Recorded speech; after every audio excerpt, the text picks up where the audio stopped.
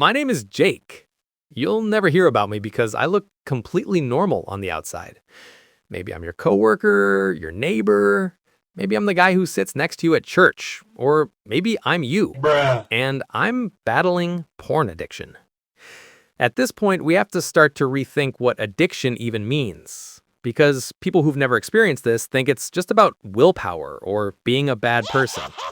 But addiction isn't about the thing itself. It's about what I'm trying to escape from. Most of my day isn't spent watching porn. It's spent thinking about not watching porn, which is actually really exhausting because I'm fighting a war inside my head that nobody else can see. And even when I win battles, I feel like I'm losing the war. This is very bad for my mental health. So let's see what my day looks like. Now, given my situation, I could technically start my morning fresh. I could wake up, make coffee, go for a run, be the person I want to be. I don't want to be stuck in this cycle.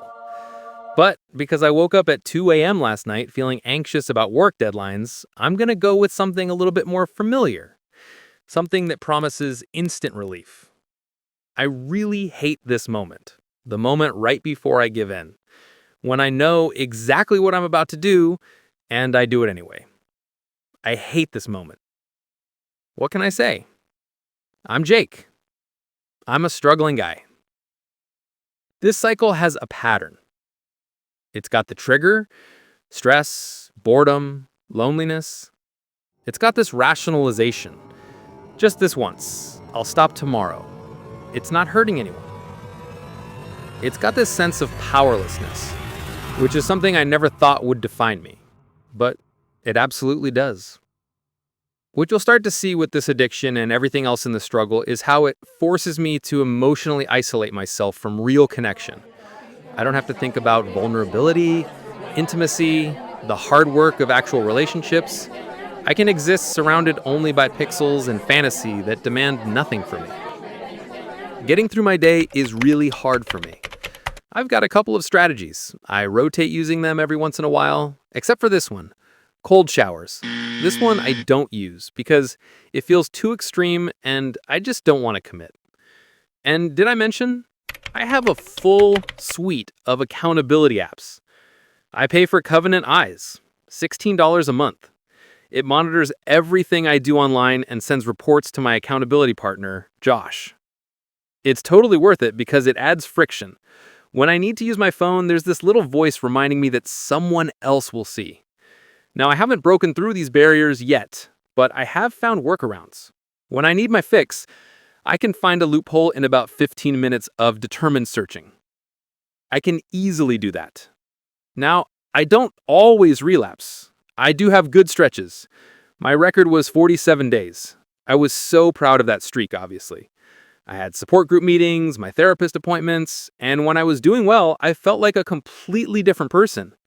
By the way, therapy cost me $150 per session, and I go twice a month. When I hit day 47, I actually celebrated by going out with real friends. I had real conversations, genuine laughter, and for once I felt present in my own life. Do I feel like that all the time? No, I do not feel like that all the time. I experience life fully only when I'm winning this battle, which makes every moment feel conditional. Hey brain, do you want to give me some dopamine naturally? And yet magically, when I relapse, usually around 11 p.m. on a Tuesday, when I'm tired and vulnerable, everything I've built comes crashing down. It's all been completely undone by 15 minutes of giving in, followed by hours of shame spiraling, topped off by my inner critic telling me I'll never change. And yes, you can see I have a whole cycle of emotions that manage my life. My shame is really good at just making all my progress disappear.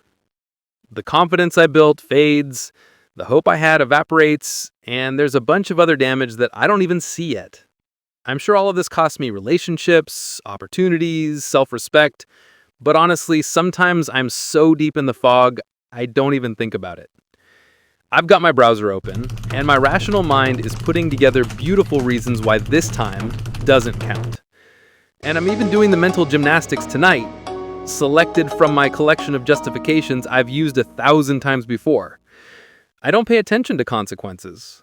except when seeing the aftermath helps confirm how much control I've lost. I think I've wasted 10 hours this week, or that other week where it consumed 30 hours. I try to change my behavior, but it's a little different than just trying harder. I have patterns that keep me trapped in the same neural pathways firing over and over. Okay, this is devastating. While these struggles are very common for someone battling addiction, not everyone who watches porn becomes addicted. In fact, a lot of people can engage with it without it destroying their life, making their casual use seem harmless, which makes me feel even more broken.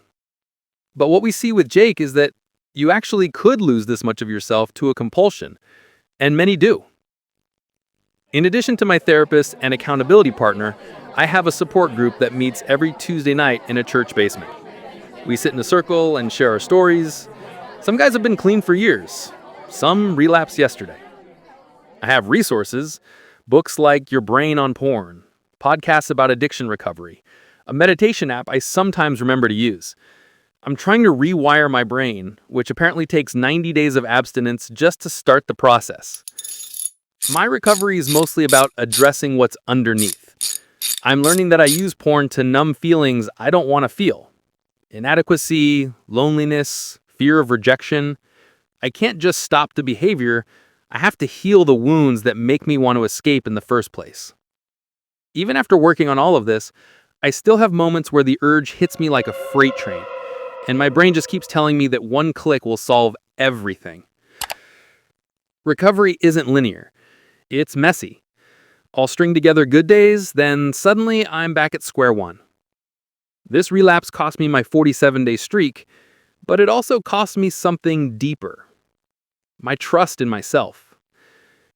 This pattern is exhausting, but breaking it feels impossible. Because the addiction isn't just about pleasure anymore, it's about survival. My brain has been hijacked into thinking this is what I need. Now listen, I want to make a meaningful difference in my own life. With honesty. I'm finally being real with my girlfriend about this struggle. Telling her was the hardest conversation I've ever had. I thought she'd leave. Instead, she cried and said she wished I'd told her sooner. Being vulnerable like this giving me actual connection, not the artificial intimacy I get from a screen. And it gives me a reason to keep fighting that's bigger than just willpower. I even opened up to a couple of close friends. They didn't judge me. They shared their own secret struggles. Turns out, everyone's fighting something. Even after all of this, I've got a long road ahead. I'm learning that recovery isn't about perfection. It's about progress. The shame I feel after a relapse used to keep me stuck for weeks. Now I'm trying to get back up the next day. One of my favorite parts about finally facing this addiction is how much more real my life is becoming. The emotions are sharper, both pain and joy. I'm present during conversations instead of thinking about the next time I'll be alone with my phone. And yes, there are levels of addiction worse than mine that maybe I haven't reached yet, but I'm still trapped in something that controls more of my life than I'd like to admit. Almost every trigger that you can think of, I'm learning to recognize and manage. The ones that I can't manage yet, like deep existential loneliness, I won't be able to just white-knuckle my way through at any stage of recovery.